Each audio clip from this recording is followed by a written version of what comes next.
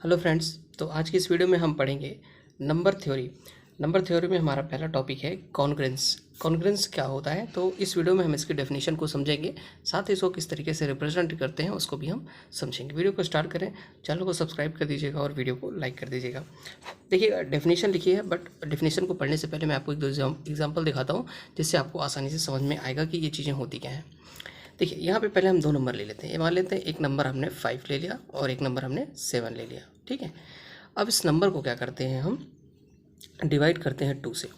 ठीक है, 2 से 5 को डिवाइड करते हैं और इसका रिमाइंडर कितना आएगा उसको हम देखते हैं। 2 2 ज़ा 4।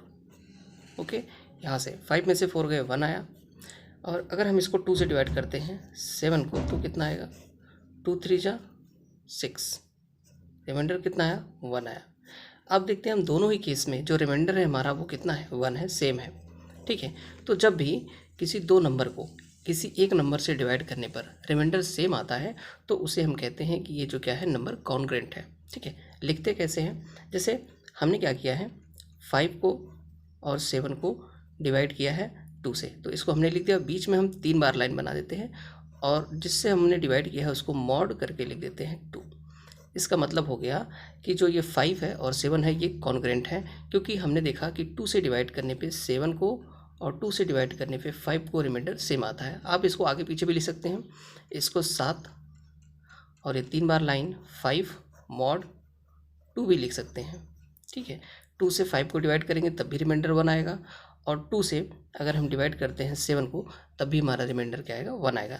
तो जब भी ऐसे लिखा रहे तो इसका मतलब होता है कि इस वाले नंबर से डिवाइड करने पे रिमाइंडर सेम आ रहा है। ठीक है, एक दो एग्जांपल और लेते हैं।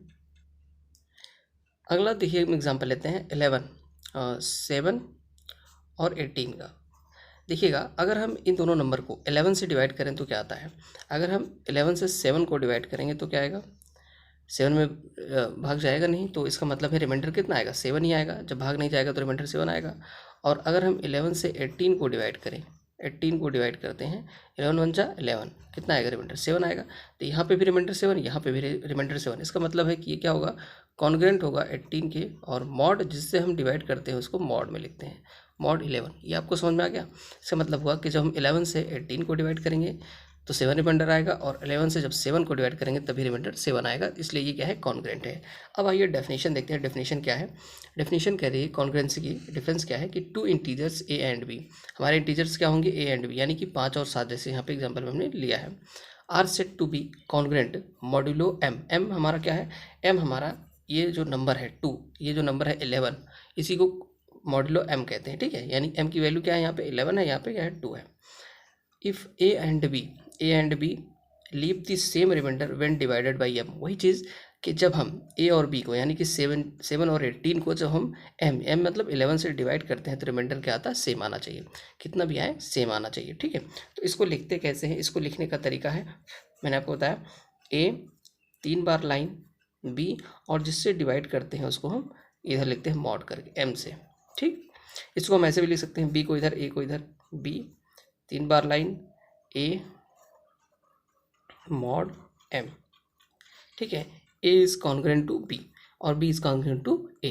दोनों केस सही है, चाहे आप ऐसे लिखें या आप ऐसे लिखें, दोनों केस में हमको एम से ही डिवाइड करना है, इन दोनों को डिवाइड करके रिमाइंडर को देखना है। ठीक है, अब आइए एक चीज़ और देख लेते हैं। यहाँ पे देखिएगा, अगर हम एक एग्जांपल और लेते हैं, जैसे यहाँ पे हम मान लेते हैं 7 ले लेते हैं और यहाँ पे हम ले लेते हैं 9। ठीक है, अब हम क्या करते हैं, इसको मॉड 3 लिखते हैं, यानी कि मॉड 3 का मतलब क्या है, 3 से डिवाइड करके देखेंगे रिमाइंडर कितना आ रहा है। तो 3 से अगर हम 7 को डिवाइड करते हैं तो रिमाइंडर कितना आएगा, 3 से अगर हम 7 को डिवाइड करते हैं 3 2 जा 6, रिमाइंडर कितना है, 1 आ गया।